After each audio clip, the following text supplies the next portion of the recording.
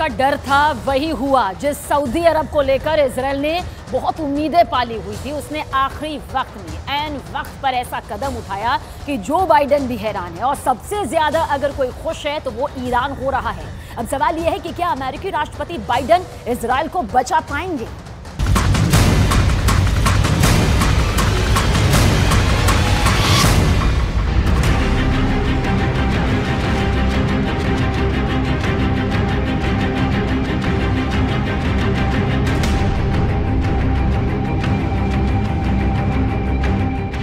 पूरी दुनिया की नजर इस शख्स पर थी। सब जानना चाहते थे कि यह शख्स क्या फैसला लेगा।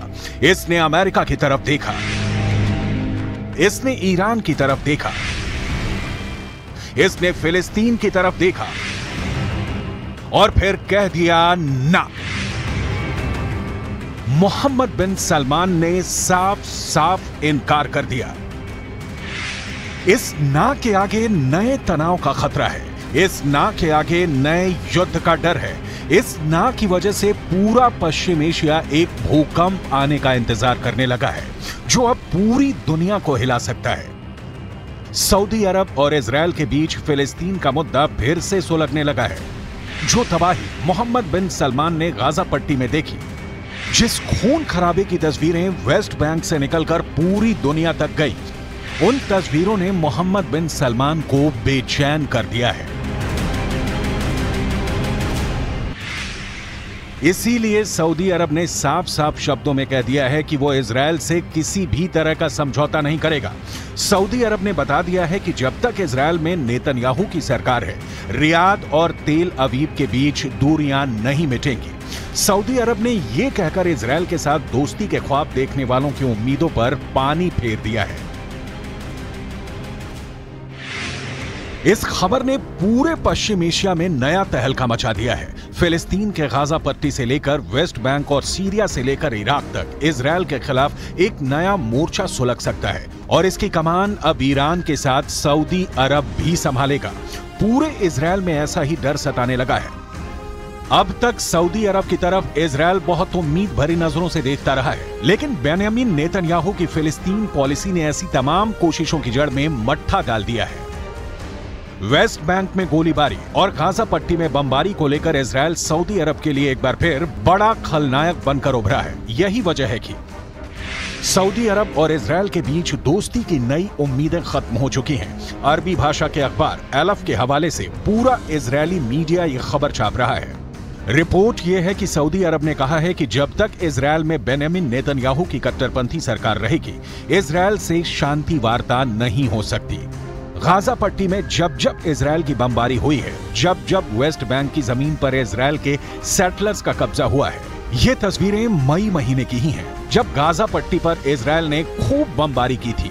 धमाके ऐसी कि बड़ी बड़ी इमारतों को मलबे में तब्दील कर दें। ये गाजा का उत्तर पश्चिमी इलाका है, जहां इजराइल ने मई महीने में रात भर हमले किए हैं। छोटे बड़े धमाके होते रहे। इजराइल अक्सर यहां हमास के रॉकेट हमले के बाद हवाई बमबारी करता है। इजराइल दावा करता है कि उसने फिलिस्तीनी गुट हमास को टारगेट किया है। उसके ठिकानों पर लेजर गाइडेड बम इस्तेमाल किए गए। हमास के सुरंग के नेटवर्क को तबाह करने के लिए बंकर बस्टर बम इस्तेमाल किए गए। हमास के रॉकेट लॉन्चिंग वाले ठिकानों को जीपीएस गाइडेड बम से उड़ा दिया गया।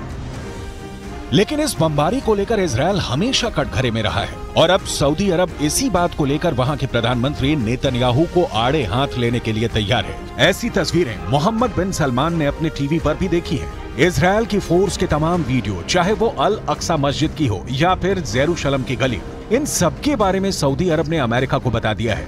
बाइडेन की सरकार को रियाद से यह संदेश भेजा जा चुका है और फिर वहां से यही संदेश इजराइल की राजधानी तेल अवीव भी ट्रांसफर कर दिया गया है।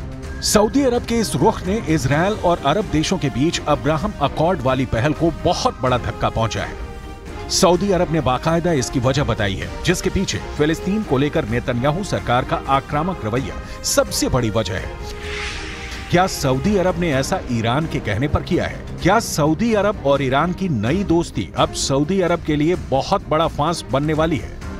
इसमें कोई शक नहीं कि इजरायल के प्रधानमंत्री बेंयामिन नेतन्याहू बहुत प्रेशर में हैं। उनके खिलाफ पहले ही इजरायल में प्रदर्शन हो रहे हैं और अब फिलिस्तीन को लेकर जो तनाव फैला है उसमें ईरान के बाद सऊदी अरब की एंट्री हो चुकी है। लेकिन इजरायल हमेशा की तरह कमजोर नहीं दिखना चाहता।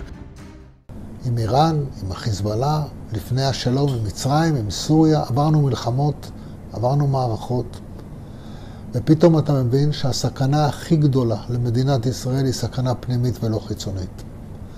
ואז כל מה שנותר לנו זה לנסות להביע את העמדה שלנו בתור מי שבא מאזור שהוא לא פוליטי, אלא מאזור שהוא דאגה אמיתית לילדים שלנו ולנכדים שלנו.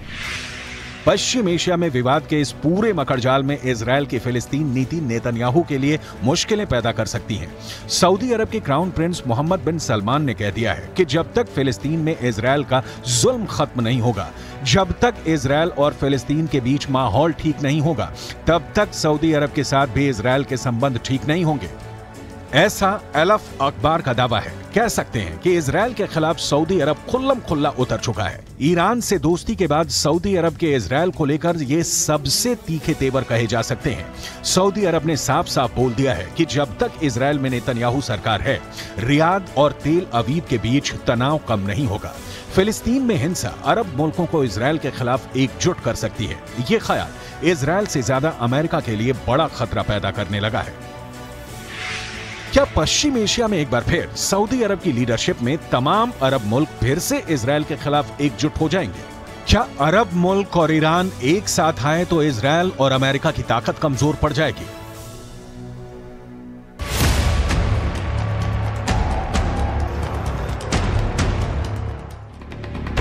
जब से इजरायल 1948 में कायम हुआ है, तब से अरब मुल्कों के साथ उसकी दुश्मनी का लंबा इतिहास रहा है। लेकिन पिछले कुछ वर्षों में इनके रिश्ते सुधरने शुरू हुए। बहुत से अरब देशों और इजरायल के बीच राजनयिक रिश्ते कायम हुए हैं। इसे अब्राहम अकॉर्ड का नाम दिया गया और अरब देशों के बीच इजरायल की इमेज बिल्डिंग को एक नया लॉन्च पैड मिल गया। इसे पश्चिम एशिया में शांति कायम करने का नया तरीका बताया गया। अब्राहम अकॉर्ड को उसके अंजाम तक पहुंचाने वाला अमेरिका इजरायल और सऊदी अरब की सुलह कराने में भी जुट गया। Excellency, my friend, the foreign minister, and I agreed that we should work together to increase the number of the direct flights, the tourism, the trade volume, the investment. UAE यानी संयुक्त अरब अमीरात, Sudan, Morocco और Bahrain अब Israel के साथ अपने रिश्तों की शुरुआत कर चुके हैं। फिर ऐसा लगने लगा कि पश्चिम एशिया में अरब मुल्कों के बीच सबसे बड़े खिलाड़ी सऊदी अरब के रिश्ते भी इजरायल से सामान्य हो सकते हैं। लेकिन अब फिलिस्तीन को लेकर इजरायल और सऊदी अरब में दूरी फिर से बढ़ गई है। इससे पहले सऊदी अरब ने जॉर्डन में अपने राजदूत को फिलिस्तीन का अनिवासी राजदूत करार दिया था। राजदूत को यरूशलेम में काउंसल जनरल के तौर पर भी काम करने की जिम्मेदारी दी गई। लगा कि इजरायल के साथ रिश्तों को सामान्य करने की जो कोशिश पहले हुई है, उसमें सऊदी अरब ने एक नया पेंच फंसा दिया है, क्योंकि यह भी कहा गया कि यरूशलेम राजदूत के लिए राजनयिक बेस भी होगा। सऊदी अरब को मालूम था कि इजरायल की तरफ से इसका विरोध होगा और ऐसा हुआ भी। इजरायल ने फिलिस्तीन अथॉरिटी में सऊदी अरब के राजदूत के लिए यरूशलेम को राजनयिक बेस बनाने के विचार को खारिज कर दिया। इजरायल ने कहा कि सऊदी अरब के नए राजदूत फिलिस्तीन अथॉरिटी के साथ मुलाकात कर सकते हैं, लेकिन उन्हें यहां स्थायी तौर पर रहने नहीं दिया जाएगा। सऊदी अरब ने एक बार ये फिर दिखा दिया है कि वो फिलिस्तीन का बड़ा समर्थक है। फिलिस्तीन के मुद्दे पर इजरायल फिर बड़ा टारगेट बन सकता है। अमेरिका इस बात को लेकर डरा हुआ है, क्योंकि लेबनान जाकर फिलिस्तीन गुट हमास के उप प्रमुख ने यह ऐलान कर दिया है कि इजरायल को फिर से हिलाने का वक्त आ गया है। यह तस्वीर हमास के उप प्रमुख सालेह अल अरूरी की है। अरूरी ने लेबनान जाकर फिलिस्तीन को आजाद करने को लेकर बने पॉपुलर फ्रंट के उप महासचिव जमील मजहर से मुलाकात की। इस मुलाकात में तय हुआ कि इजरायल के खिलाफ इंतीफदा यानी फिर से हथियार बंद विद्रोह का वक्त आ गया है। इन दोनों संगठनों को ईरान का पूरा समर्थन है और फिलिस्तीन को लेकर ईरान इनको फंड भी करता है और हथियार भी देता आया है। इसलिए बड़ी पिक्चर में युद्ध का जो खतरा मंडरा रहा है, उसमें ईरान इजरायल के लिए बहुत खतरनाक साबित हो सकता है। इन दोनों की दुश्मनी किसी भी वक्त युद्ध में तब्दील हो सकती है। इजरायल और ईरान एक दूसरे के सबसे बड़े दुश्मन हैं। दोनों ही एक दूसरे को मिटाने की धमकियां देते हैं। इजरायल को लेकर ईरान बहुत आक्रामक रहा है और उसे नक्शे से मिटाने की बात भी करता रहा है। यही हाल इजरायल का है, जिसके नेताओं ने भी परमाणु धमकियां देनी शुरू कर दी हैं। ईरान के राष्ट्रपति इब्राहिम रईसी ने हाल ही में इजरायल के 2 बड़े शहरों को मिटाने की धमकी दी, जिसके बाद युद्ध का खतरा बढ़ने लगा।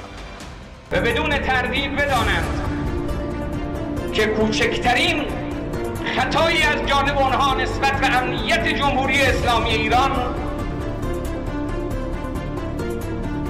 با نابودی ایفا و تل‌آویو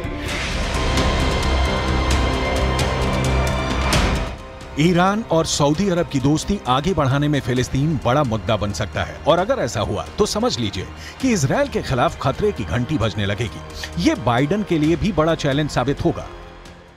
And US and Israel's policy has been to create confrontation between Iran and its neighbors. So the resources of Iran is used to engage in this confrontation instead of helping Iran's people or helping progress. Iran never considered Saudi Arabia to be an enemy. Iran didn't want to have bad relations with Saudi Arabia. Iran wanted to have good relations with all neighbors, including Saudi Arabia.